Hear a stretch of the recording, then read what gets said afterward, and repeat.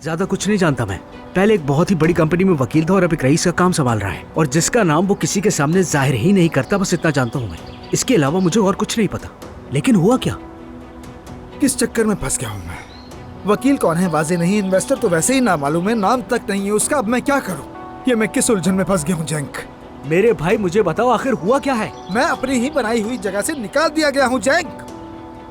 क्या तुम ये क्या कह रहे हो? तो ये बात है। बिल्कुल खालदा साहिबा, काम मुकम्मल।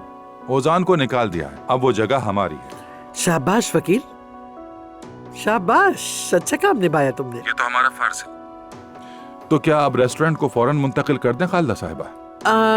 नहीं नहीं, कुछ दिन रहने दो अभी, शायद हमारे काम आ जाए। ठीक है, जैसा आप चाहें। आपका दिन अच्छा गुजरे। तुम्हारा भी वकील।